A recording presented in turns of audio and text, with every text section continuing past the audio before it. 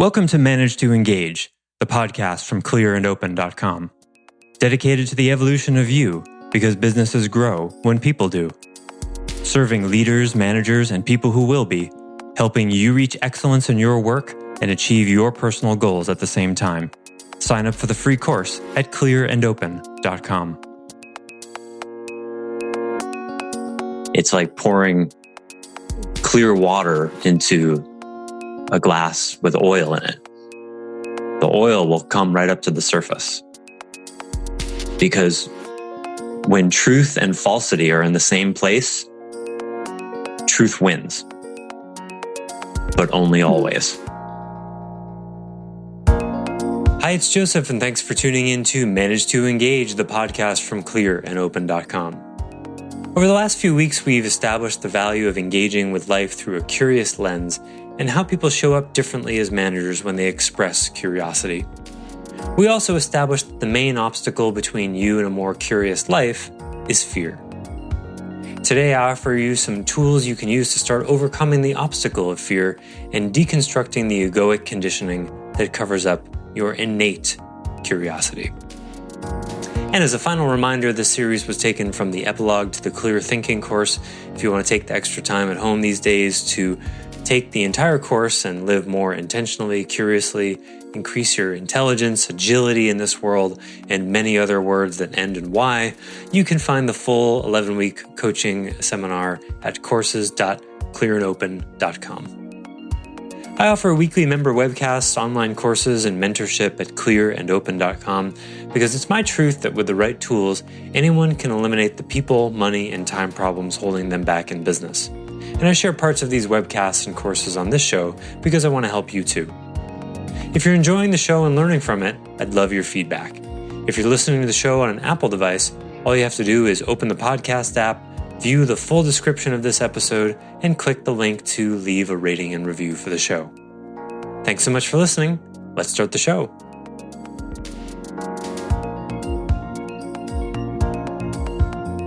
When I was first an employee at eMyth 17 years ago, it took me about a year and a half to learn the model there sufficiently, proficiently. And then I started to see that some of the tools that we use with clients didn't work so well.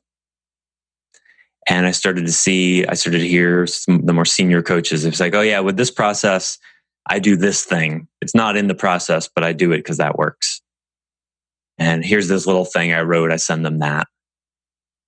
And I started to see all of those things. There were a bunch of them, dozens. We had, 120 or so little booklets, and there were a few dozen sort of coach tricks. And I thought, well, if these are the things that work, why don't we get them into the curriculum? Curiosity. Why is this not part of the formal curriculum? I asked my manager, well, revising processes is a lot of work. It's a big project. And I was curious about that. Well, how big a project is it? How difficult would that be? Well, it's just not really a priority right now. Wait, you mean making the tools we give to our clients actually work isn't a priority? Why not? All of the answers I heard did not convince me. Now, I was young and not as wise, not very wise at all. So I didn't hear what was really going on. It didn't occur to me to think, what is the dysfunction of this company such that this is the case? It's coming from a kind of stagnation. So I kept pushing it. And I started to write my own stuff. And I started to, make it more formal. And I started to create more and more and more because I learned the model well enough that I could start to expand upon it. And it was around that time I got my first written warning. Right? You're teaching stuff that's outside the eMyth point of view. You're not sticking with the program. There were these 120 processes and you were supposed to do them in order, which would take 3.5 years to bring a client through. And I would say, but the client needs this first. Well, there's a logic to what the order is. I understand that. But the client now needs management, not marketing. You have to go in order. Well, eventually I would get written permission from my manager to go out of order. But I was pushing that boundary and a lot of others, so much so that I became unmanageable. And that was when I got my first fall in line written warning. And I became pretty unpopular with management there. And became known as sort of a rebel and was outspoken. And I was for sure doing it in an arrogant way. That's my side of it. But I had all these suggestions that I thought were great and were helping people, and no one was listening, which was, of course, perfect for pushing up my childhood wounds of my parents not listening to me. That was what really was going on. So about a year later, in frustration, I think I was on probation at that time, some sort. I quit and started my own practice. One of the best things I've ever done. So that curiosity led me to quit that job. And then I had my own practice for about 6 years. And that was cool. And I remained connected to the controlling shareholder of eMyth. We lived in the same town in Oregon. And every once in a while I would see her and I would say, I've been learning about stuff. The main thing I was talking about was self-organization. David Allen's book, Getting Things Done, had come out. And I was seeing how the eMyth model didn't have self-organization in it. And I saw how we were expecting clients to do really high-level strategic work while they were overwhelmed. I didn't realize that until 6, 7, 8 years into coaching. And I said, this is really something I think that was missing in the model. And she said, interesting. How would you like to write curriculum for eMyth? And I said, wow, that's interesting.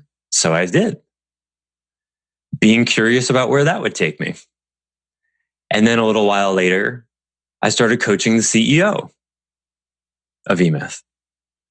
And then a little while later, I became the CEO of eMyth and moved the business to Oregon.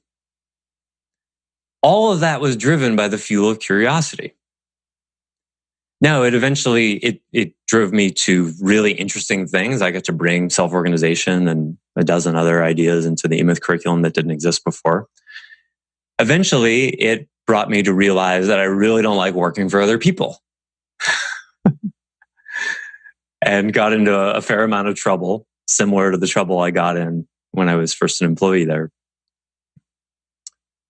But the point of the story is, it took me on a journey that was not really something I chose in some ways.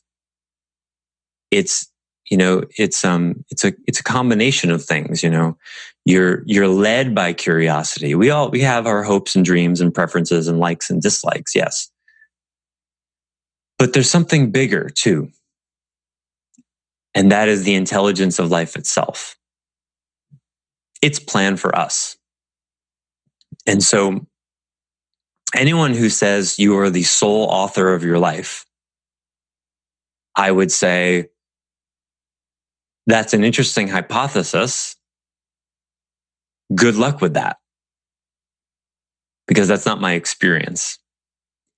And I think it's important to try for a phase in one's life to try to make your life exactly how you want it to be, so that you can learn that it's not.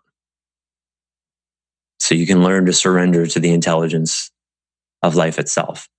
On the other side, I would say someone who says that we have no individual agency or free will, and that life's plan for us is absolute, I would say the same thing.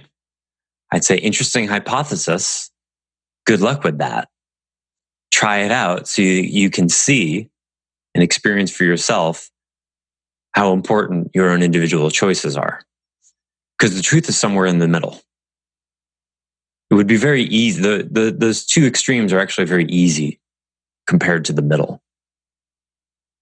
But the middle is some very difficult to discern combination of surrendering to life's intelligence, life's plan for you, and your own individual needs, wants, desires, hopes, dreams. It's an interplay of the two. But where those two things come together is in curiosity. Because curiosity, again, we've said, it's a force that has nothing to do with you, that's expressing in the moment as you. You see, think about it that way. When you're curious about something, it's a force beyond you. It's like speaking of force, they say in Star Wars about the force, it commands you, yet it obeys you. We could say the same thing about curiosity. It's a force that is bigger than you, more powerful than you, but you can also direct it, sort of like a garden hose. You can't stop the water in a garden hose, but you can decide where it points. It commands you, yet it obeys you. And because it is a force of life itself, it always operates in your highest good. Even when, perhaps especially when, you don't even know what that is. When I had the thought almost 5 years ago, 5 years and 6 days ago, maybe I'll just go to Maui for a few months. It came as this kind of voice, it came on a wave of curiosity. I wonder what that would be like. I've never done anything like that. It seems kind of crazy, isn't it? Just taking off and living on a tropical island for a few months. It was very unlike me at the time. But I listened to it. And that took me on a journey of indescribable joy and indescribable difficulty. Both. Just the headline of it was, I'd never moved somewhere where I didn't know anyone. For the first year or so, I've dealt with some of the most crushing loneliness I've ever experienced in my life. And that alone was incredibly educational and soul strengthening. And then, about 2 years or so, 2.5 years after living there, the house of my dreams fell into my lap from a friend of a friend. I bought it off the market. That happened too. Neither of those things, healing my relationship to being alone, my fear of aloneness, nor buying a dream house, neither of those were my intention. Joseph, just in those moments that you described this, the process of moving, I kind of got the true feeling of curiosity being the opposite of fear. Good. Very much so. Good. Real. Good. Yeah, I'm glad. Yeah, it's an opening. It's a letting go to, and I by no means would say I've mastered it or anything like that any more than you can master life itself. But the every day I live, I have more and more respect for curiosity, because it is the answer to everything.